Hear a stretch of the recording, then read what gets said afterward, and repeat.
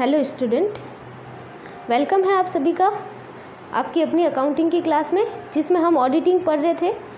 और ऑडिटिंग में हमने जो स्टार्ट किया था टॉपिक वो था ऑडिट प्रोग्राम और ऑडिट प्रोसीजर। ठीक है, तो वो हम पढ़ रहे थे, उसका कुछ पार्ट हम पढ़ चुके थे। अब आगे हम कंटिन्यू करते हैं इस वीडियो लेक्चर में। तो आज हम पढ़ेंगे स्टार्टिंग द ऑडिट वर्क। ठीक है, अंकेक्षण कार्य का प्रारंभ कैसे होता है। प्रीवियस वीडियो लेक्चर में हमने क्या पढ़ा था, ऑडिट प्रोग्राम क्या होता है और कैसे बनाया जाता है। ठीक है, और अब हम क्या पढ़ने वाले हैं कि ऑडिट का काम स्टार्ट कैसे किया जाता है। ठीक है, तो देखिए क्या है, after constructing the audit program the auditor shall proceed on audit work in the following manner. ठीक है, जब ऑडिट प्रोग्राम या अंकेक्षण कार्यक्रम तैयार कर लिया जाता है तो उसके बाद ऑडिट का काम कुछ इस तरीके से प्रारंभ होता है।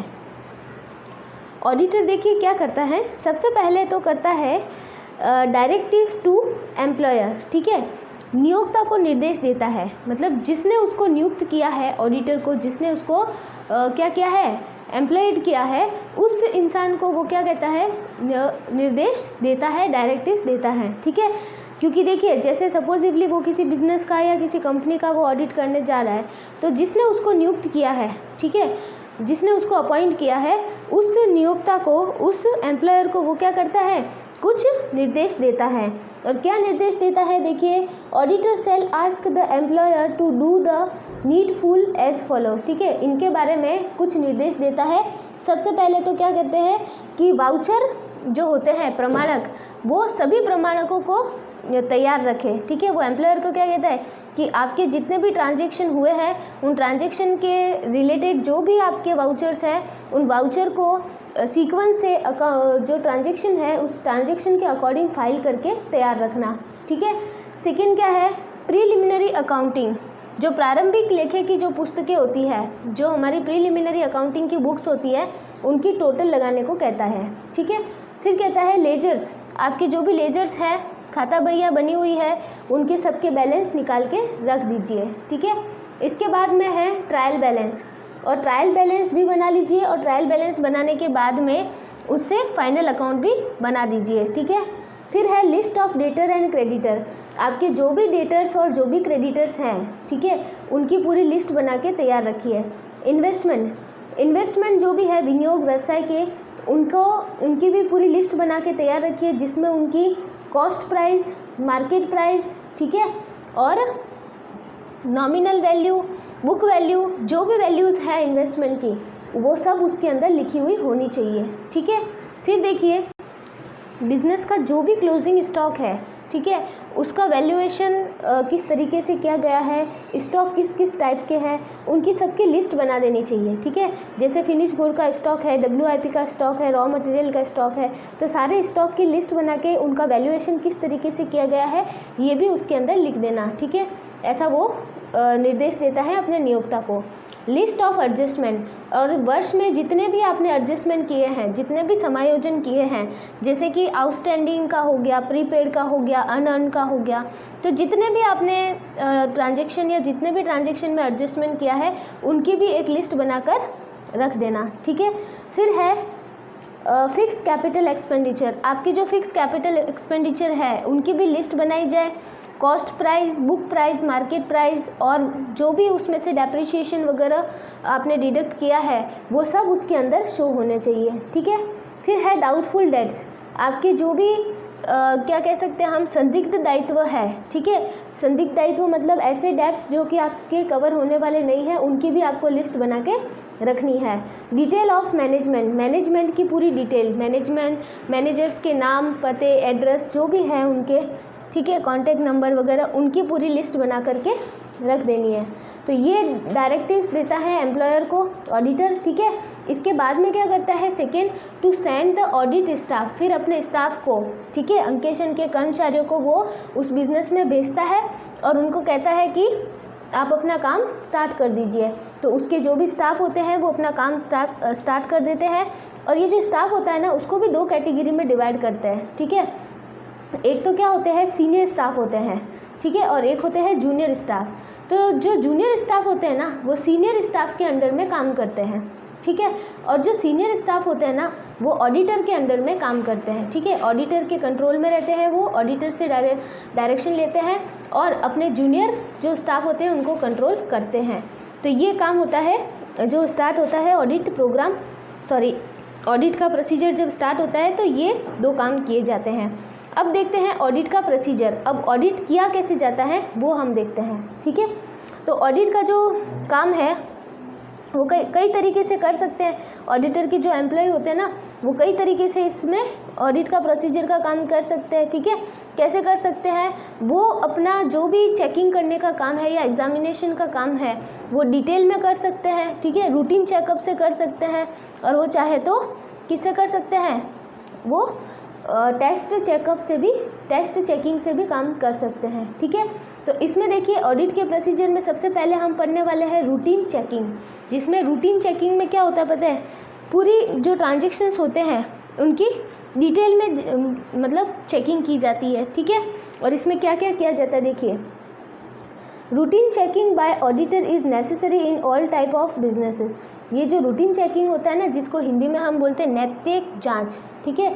तो ये सभी बिजनेस के लिए सूटेबल होती है, ठीक है, और सभी के लिए ज़रूरी भी होती है। It involves the following activity. इसमें निम्नलिखित काम किए जाते हैं। क्या काम किया जाता है? पहला, examination of the caste and sub caste in the preliminary books. तो जो प्रारंभिक हमारी पुस्तकें होती हैं लेखे की, ठीक है, जिन्हें हम क्या कह सकते हैं, प्रीलिमिनरी जर्नल वगैरह कह सकते हैं, तो उनकी टोटल और उनकी जो सब टोटल है उसको चेक करना, ठीक है। सेकंड है examination of posting in laser के अंदर जो पोस्टिंग की गई है उनको चेक करना, ठीक है। थर्ड है examination of balance of the different account. जो हमारे अकाउंट बने हुए हैं उनके बैलेंसेस को चेक करना, ठीक है।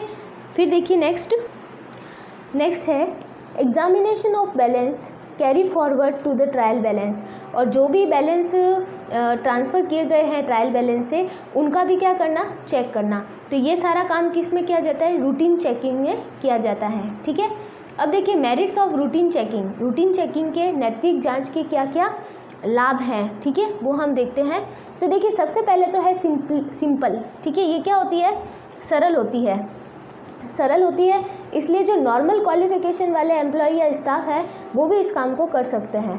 सेकेंड है बेसिस ऑफ फाइनल एग्जामिनेशन। तो जो फाइनल एग्जामिनेशन होने वाला है जिसे हम अंतिम जांच कहते हैं, तो अंतिम जांच के लिए ये क्या काम करती है? बेस का काम करती है। उसके लिए क्या करती है? आधार का काम करती है, ठीक है। फिर बात करते हैं क्रेडिबिलिटी ऑफ अर्थमेटिकल एक्यूरेसी। तो इसमें है ना, हम ये कह सकते हैं कि गणित संबंधी जो भी होगी शुद्धता, ठीक है, गणित संबंधी जो भी एक्यूरेसी होगी वो बिल्कुल सही होगी, क्योंकि इसमें क्या करते हैं हम ट्रांजैक्शन की थोड़ी डिटेल में जांच करते हैं। फिर है certainty of the correctness of posting. जो पोस्टिंग की गई है उसके लिए भी क्या हो जाती है कि वो भी सही तरीके से की गई है या नहीं, ये भी जांच हो जाती है। Disclosure of common frauds. जो कॉमन फ्रॉड होते हैं, साधारण छल कपट, वो सामने आ जाते हैं, ठीक है। फिर है detection of the change in figures, ठीक है।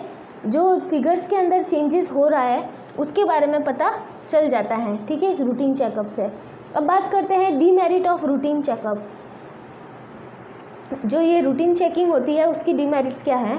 तो पहले डीमेरिट की बात करें तो ये हो जाता है मशीनिकल, ठीक है। मशीनिकल मतलब यंत्रवत हो जाता है काम पूरा, बहुत ही इजी काम होता है और बहुत साधारण तरीके से होता रहता है। तो इसमें क्या होता है कि एम्प्लॉयज़ का जो इंटरेस्ट है वो थोड़ा कम होता है, ठीक है। फिर बात करते हैं कनिंग फ्रॉड्स रिमेन अनडिस्क्लोज। तो जो चालाकी से, चतुराई से जो फ्रॉड किए गए हैं, ठीक है, वो पता नहीं चलते इसमें, क्योंकि ये जो एम्प्लॉयज़ होते हैं वो साधारण क्वालिफिकेशन वाले होते हैं। ऑर्डिनरी जो एम्प्लॉयज़ होते हैं वही रूटीन चेकिंग का काम करते हैं, तो उनसे वो चतुराई से किए हुए फ्रॉड पकड़ में नहीं आते हैं। फिर बात करते हैं error of principle remain concealed, ठीक है। तो देखिए ये जो प्रिंसिपल से रिलेटेड जो भी एरर्स होती हैं वो इसमें पता नहीं चलती है, क्योंकि जो स्टाफ काम कर रहा है रूटीन चेकिंग के लिए वो पूरा क्वालिफाइड नहीं है, तो उन्हें इस बात का पता नहीं चलता है, ठीक है। वर्क ऑफ लो क्वालिटी, ये लो क्वालिटी का वर्क माना जाता है, क्योंकि जो इसमें काम करने वाले एम्प्लॉयज़ होते हैं ना, वो लापरवाही से और जल्दी काम करने के चक्कर में रहते हैं। इसके लिए इसको लो क्वालिटी का काम माना जाता है, घटिया किस्म का काम भी माना जाता है, ठीक है। अब बात करते हैं टेस्ट चेकिंग की, जो सेकंड है इसका, ठीक है। टेस्ट चेकिंग में क्या होता है, देखिए, when the auditor examines a few selected transactions rather than the recording of all transactions in the books, it is called test checking, ठीक है। तो देखिए इसमें क्या होता है कि जब ऑडिटर सारे ट्रांजैक्शन की चेकिंग करने की बजाय क्या करता है, उसमें से कुछ सैम्पल ट्रांजैक्शन निकालता है, ठीक है। कुछ सैम्पल ट्रांजैक्शन निकाल के उन सैम्पल ट्रांजैक्शन को ही क्या करता है, चेक करता है। तो इस चीज़ को बोलते हैं टेस्ट चेकिंग, ठीक है। इसको हिंदी में बोलते हैं परीक्षण जाँच। तो परीक्षण जांच में क्या होता है कि सारे जो व्यवहार होते हैं, लेखा व्यवहार, उनकी जांच नहीं करके उनमें से कुछ लेखा व्यवहारों को नमूने के रूप में लिया जाता है और उन पर चेकिंग कर दी जाती है और उसके आधार पर ही पूरी जो ट्रांजैक्शन है सबको चेक किया जाता है, ठीक है। मतलब ये कह सकते हैं कि रिप्रेजेंटेटिव सैंपल लिए जाते हैं, ठीक है, प्रतिनिधि नमूने लिए जाते हैं जिसके बेस पे ये पूरी जाँच की जाती है। अब बात करते हैं merit of test checking. Test checking के क्या मेरिट्स हैं, तो पहला तो है टाइम सेविंग। इसमें क्या होती है, समय की बचत होती है, क्योंकि इसमें सारे ट्रांजैक्शन को चेक करने की ज़रूरत नहीं पड़ती है। कुछ ही सैम्पल ट्रांजैक्शन लिए जाते हैं और सैम्पल ट्रांजैक्शन के बेस पे टोटल पूरी क्या की जाती है, ओवरऑल ट्रांजैक्शन को चेक किया जाता है, इसलिए इसमें टाइम सेव होता है। एक करेक्ट रिजल्ट, इसके जो रिजल्ट होते हैं वो करेक्ट माने जाते हैं, ठीक है, क्योंकि ये जाँच बहुत ही एफिशिएंट तरीके से की जाती है, इसके सैंपल भी बहुत ही एफिशिएंटली तरीके से लिए जाते हैं। फिर बात करते हैं यूटिलाइजेशन ऑफ सेव्ड एनर्जी, और जो इस काम की वजह से जो टाइम सेव होता है, जो एनर्जी सेव होती है ऑडिटर की, उसका कहीं दूसरी जगह पे यूटिलाइजेशन किया जा सकता है। Suitable for large size enterprise, जो बड़े साइज़ का बिजनेस होता है, ठीक है, उसके लिए बहुत सूटेबल है, क्योंकि बड़े साइज़ के बिजनेस में क्या होता है, बहुत सारे ट्रांजैक्शन होते हैं, लाखों ट्रांजैक्शन होते हैं, तो सब ट्रांजैक्शन की एक एक करके जो चेकिंग है वो तो नहीं की जा सकती, इसलिए उसमें भी सैम्पल टेस्टिंग या टेस्ट चेकिंग की जाती है, ठीक है। तो ये बड़े बिजनेस के लिए क्या है, इम्पॉर्टेंट है, या मतलब कह सकते हैं सूटेबल है, ठीक है। Add to the significance of the internal check, देखिए इससे क्या होता है कि जो इंटरनल चेक है उसकी महत्वता बढ़ जाती है, क्योंकि देखिए इंटरनल चेक सिस्टम जो काम करता है उधर ये जो टेस्ट चेकिंग है वो वहाँ पे बहुत अच्छी तरीके से की जा सकती है, क्योंकि वहाँ पे पता होता है कि लगभग सारे ट्रांजैक्शन सही तरीके से ही किए गए होंगे, ठीक है। फिर देखते हैं आगे, अब देखते हैं demerits of test checking. Demerit का मतलब होता है कि इसकी क्या हानियाँ या इसमें क्या दोष है, ठीक है। तो सबसे पहला तो है अनडिस्क्लोज्ड एरर और फ्रॉड। इसमें बहुत सारे एरर जो है और फ्रॉड जो है वो छिपे हुए रह जाते हैं। कैसे, क्योंकि सारे ट्रांजैक्शन की चेकिंग नहीं हो रही है, उसमें से कुछ सैम्पल ट्रांजैक्शन की चेकिंग ही हो रही है, तो किसी जो ट्रांजैक्शन छूट गया है हो सकता है उसमें कोई एरर या फ्रॉड हो, ठीक है, तो इसमें वो अनडिस्क्लोज रह जाते हैं एरर और फ्रॉड। फिर है इनक्रेडिबिलिटी एंड अनऑथेंटिसिटी। तो इसमें क्या होता है कि इसमें कोई विश्वास करने लायक चीज़ नहीं होती है, क्योंकि ये नहीं कह सकते कि पूरा विश्वास जांच जो है वो पूरी विश्वस्त है, उसमें कोई गड़बड़ी नहीं है, क्योंकि देखिए इसमें सारे ट्रांजैक्शन को चेक नहीं किया गया है, तो हो सकता है कि कहीं ना कुछ गलती हो, कुछ कमी हो, ठीक है। तो पूरा विश्वास हम नहीं कर सकते कि ये कम्प्लीटली सही है, ठीक है। Enhancement of the auditors liability, इससे ऑडिटर की लाइबिलिटी क्या हो जाती है, बढ़ जाती है। क्यों बढ़ जाती है, अंकेशक का उत्तरदायित्व बढ़ जाता है। क्यों बढ़ जाता है, क्योंकि देखिए उसने सारे ट्रांजैक्शन को चेक नहीं किया है, ठीक है, कुछ सैम्पल ट्रांजैक्शन के बेस पे अपनी रिपोर्ट बनाई है, तो बाई चांस अगर किसी ट्रांजैक्शन में कोई गलती निकली तो जो ट्रांजैक्शन चेक नहीं हुआ है उसके लिए भी कौन जिम्मेदार है, ऑडिटर जिम्मेदार है, क्योंकि इसने तो अपना सैंपल लेकर के काम निपटा दिया फटाफट। अब बाद में कोई गड़बड़ निकल जाती है तो ऑडिटर की रेस्पॉन्सिबिलिटी रहती है, ठीक है। फिर बात करते हैं नेग्लिजेंट एम्प्लॉयज़। अब जो एम्प्लॉय होते हैं वो क्या हो जाते हैं, लापरवाह हो जाते हैं। उनको पता है कि हाँ अब जो काम होने वाला है वो आधा अधूरा होने वाला है, सिर्फ सैंपल के बेस पे काम होने वाला है, तो एम्प्लॉयज़ क्या हो जाते हैं, लापरवाह हो जाते हैं, ठीक है। कंटिन्यूएंस ऑफ सर्कल, इससे क्या एक सर्कल सा बन जाता है कि बस हमें बस ये वाले सैंपल लेने हैं या ये वाले ट्रांजैक्शन को सैंपल में लेना है और फटाफट से अपना काम निपटा देना है, ठीक है। तो ये इसके डीमेरिट्स है टेस्ट चेकिंग के, जिसे हम क्या कहते हैं, परीक्षण जांच भी कहते हैं। तो बाकी इसके भी आगे और टॉपिक हैं इसमें जो हम नेक्स्ट वीडियो लेक्चर में, अगले आने वाले वीडियो लेक्चर में डिस्कस करेंगे। Okay, thank you so much.